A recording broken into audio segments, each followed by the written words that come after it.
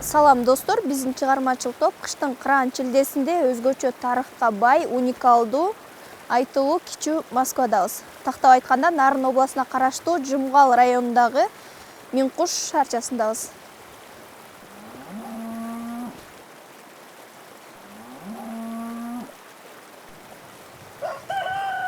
Миңкуш картадан караганда Кыргызстандын так ортосунда, деңиз деңгээлинен 2260 миң метр бийиктикте жайгашкан.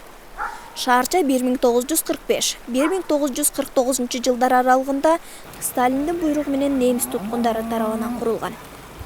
Учурунда стратегиялык чоң мааниге ээ болгон Миңкуш шаарчасына жашоого зарыл болгон азык-түлүктөн тарта кийим-кечесине чейин Москва камсыздап турган.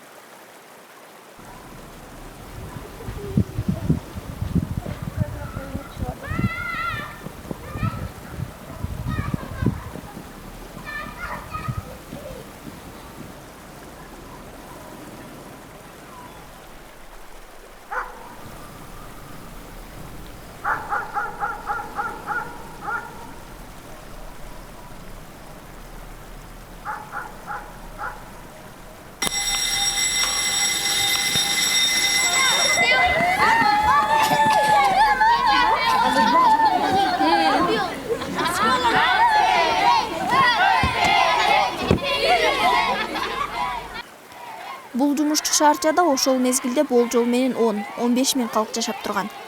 Кийинчерээк элди сактап калуу максатында мебель заводу, огранка заводу, 1972 жылдары завод оргтехника иштеп турган. Анда паста, фломастер, живопись чыгып турган. Андан тышкары бир көмүр разрезе, 4 бала бакча, 3 мектеп, 1 лицей, толук кандуу больница, маданият жана спорт мектеби, өрт өчүрүүчү мекемеси болгон.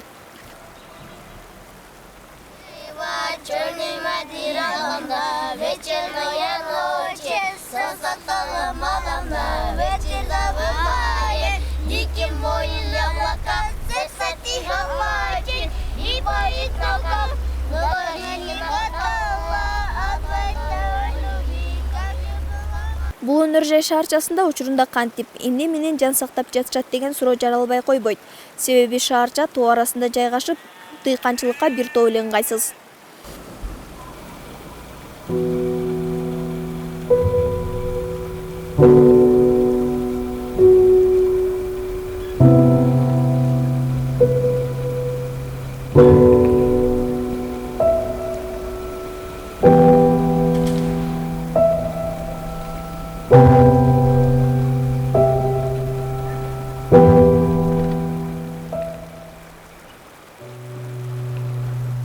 Могу эми үйлөрдүчү, могу үйлөрдүн баардыгы эми ээлери болсо сыртка кетип калган. Мурун кээ бирөөнүн үйлөрүндө орустар жашаган.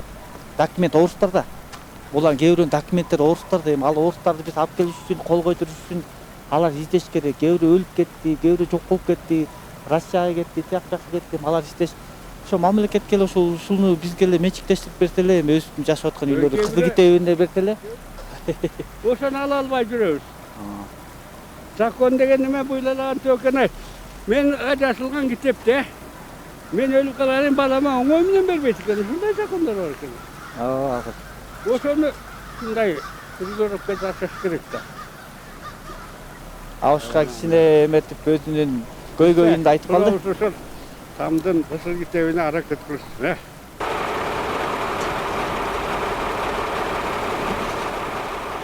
Бул Уранкай Кол компаниясы тарабынан ушундай көмүр разведкага казыш үчүн келип атышат.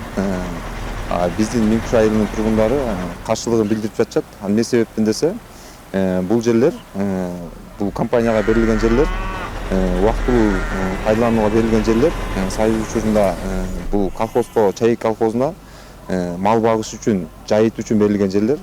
Минкуш элинин каршылыгы болсо, ошол жайыт жерлерди жер казынасын казуу үчүн бербейбиз деп атат да.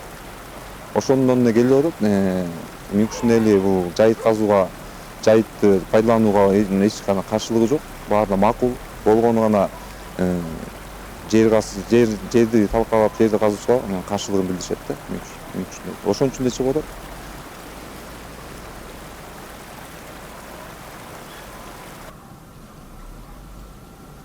Ушул Минкуштун элинин атынан август айынан бери ушул жер талашуу, Кереге таш жайытыбызды талашуу боюнча болуп атат. Бул канчадан бери кысым жасашып, элди коркутуп, үркүтүп, жалгыз жайытыбызды алып алабыз деп эле ушинтип келип атышат. Көмүр карьер ачабыз деп. Ал негизи деген временный пользование деген жер болчу, Кызыл Жылдыздын жери деп ошол жерди аябай талашып атышат. Ушинтип эле жай кышы деп эле ушинтип эл чогулуп эле үшүп шишип эле ушинтип эле жүрөбүз. Жалгыз жайыт, ошол жер менен малыбызды багабыз, балдарыбызды багабыз. Ар кайсы жакта карьерлердин баары ачылып эле, чаң жутуп эле эл кыйналып атат азыркы учурда. Үнүбүз такыр эч жака жетпей калды. Кайсы жерге гана жазган жокпуз, бирок биздики эч кандай эме болгон жок. Бүгүн дагы 20 декабрь эртең мененден баштап саат 8-9дан баштап ушул жерде турабыз. Техникаларын чыгарбай атышат. Элди коркутуп, үркүтүп атышат. Бул кандай? Биз деген тынч жашоодо такыр жашабай калдык. Монтип эле элди кыйнап эле келип алып эле госгеологиядан разрешение алдык. Тияк бияктан разрешение алдык деп эле келип эле ушинтип эле кысымга алып атышат. Мынакей чекесинен деген балдарыбызды урсоккуга алып атышат. Бул деген жөн эле деген исследовать этебиз деп атышат. Бирок исследовать этет деген сөзүнө уже иштеп атат деген сөз болуп калып атпайбы? Канча жерлерибиз мынакей могу жердеги карьерлер бар. Жер көчүп атат. Чаңды жутуп атабыз. Балдарыбыз деген чекесинен ооруп атышат. Жөн поддакивать ете бербейчи. Я тоже могу поддакивать. Любой кишиге поддакивать этемен, например. Кана көргөзгүлө законный эмеңерди. Давайте чарчадык. С утра могу жерде тамакта ичкенбиз. Тоңдук кеткиле. Биз ооруп калсак деген силер кеткиле. Алгыла техникаңарды кеткиле. Жер бербейт эч ким жер. Эч качан бере албайбыз. Кана Кызыл Жылдыз деген жөн эле деген жол катсатпай деген өзүңөрдүн жериңер менен окат кылгыла. Кызыл Жылдыздын жери жеке бул.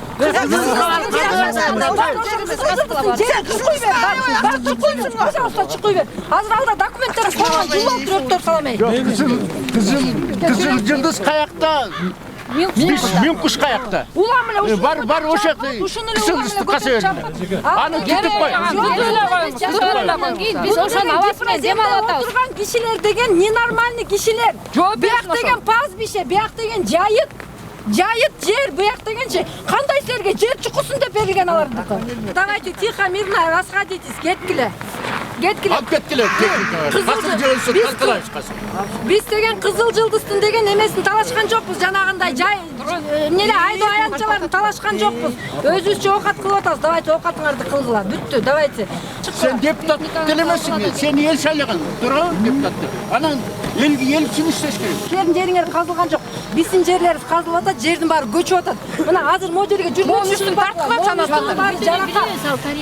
Анан жердин баарына жарака кылып эле, жердин баарына көчүрүп эле биз эмне көчкүн арасында жашайлыбы, интересно. Бул тескейге тийишпегиле болду. Алгыла жериңерди. Мына күнгөйдү алгыла мейли. Жайытка. Биринчи суу, экинчи суу деген жер силерге болот атса алгыла. Тескиле каскыла макул. Берилген да көмүрдө. Бияк чыкым эмне? Жайыт да бияк. Жайыт бияк, жайыт. Лескос кантип берди бу жерде карагайды? Канча гектарлаган карагайды берди? Ошонун баарын байдан бери түшүндүрүп берди. Азыр мен кыркайчы бу жерден бир шык кыркайм. Мен кандай акча төлөйм? 6.000 штраф салат. А силер буларга эмнеге кантип берди бу жакта? 10 гектарды отосуңар. 10 гектар жердин жок дегенде 6 гектар карагай бу жерде турат. Көргүлө. 102 гектарда. Жок, ошо 10 гектарын эле казабыз дейт да 10 гектарды касып эле тыпый эле мынтип эле чыгып кетишет экен булар. Башка жакка тийбейчи. Эптеп кирип алсаң, наржагын өсүп элет талкалап. Бир кичекте Жок, Кызыл Жылдыздын элине мен дагы аябай таң калып атам да, мына элди коргоп келип атабыз деп атасыңар, элди коргодуңар. Анан эмне могу жердеги элди тебелеп тепсеп туруп эле кетип калгыда эмне силер, например, эмнесиңер? Ушул убакытка чейин жана айтып атпаймынбы 22 лицензия берип салган депчи. Ошондо деле элдин эмеси менен элдин каалоосу улообу местный власть жергиликтүү өз алдынча башкаруу органдарына келип берсе болобу, кандай болобу, жеринен келип таанышып, антип мынтип анан берсе жакшы болмок да. Азыр мына жазга чейин инвентаризация жүргүзөбүз дейт ошо карелерди. А мына иштете албаган, эптеп мына чукуп эле акча тапкандын эле карелерин, көмүр кесимдерин алып туруп анан бир өзүнчө бир чоң бир эме ачканда мамлекеттик ишкана буюрса жазында келет да. Ал келсе анда ар кайсы жерди мен ойлойм, ар кайсы жерде чуккан токтойт болуш керек деп. Мына документ боюнча Гипроземдин бизге берген документ боюнча бул жер ушул административный граница Кызылжылыская и Чайгиская аймакы деп Жумагальский район. Бул Кызылжылыстын жери. Гипроземдин бизге берген документ боюнча. Могу кызыл менен кызыл шилген жер бул ушул Кызылжылыс жактыкы. А Миңкуш айылы бул өйдү ылдый жагында турат. Кызылжылыс айыл өкмөтү менен уруксат алганбыз. Мына быйыл жаңырттык муну. Ошо 16-жылы алганбыз, бирок муну быйыл жаңырттык. Ошону пайдаланууга уруксат деп Кызылжылыс айыл өкмөтү бизге чечим чыгарып берген. Мына лицензиябыз 16-жылы алынган. Ошондон бери ушу көйгөй 4 жылдан бери ушу элдерге туура түшүндүрүү иштерин жүргүзүп жатабыз. Кызылжылыс айыл өкмөтү менен чогуу иштешип жатабыз. Аларга түшүндүрүү иштерин жүргүздүк. Алар макул болушту. Эми бул дальний Миңкуш айыл элдери ушу жол менен өтпөйсүңөр деп жатат да. Бул биздин жер деп жатат.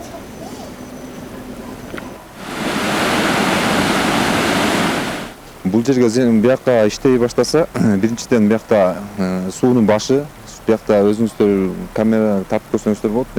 Суунун башы таза суу 16 площадканы эл ичет, 250 түтүн суу ичет таза суу менен. Андан тышкары биякта болгон жаратылыш, кооз жаратылыш, карагайлуу, арча карагайлуу, кооз жаратылыш бузулган турат. Үчүнчүдөн бияк элдин көпчүлүгү мал чарбачылыгы менен алек болгондуктан жайытуу салкаланып атат.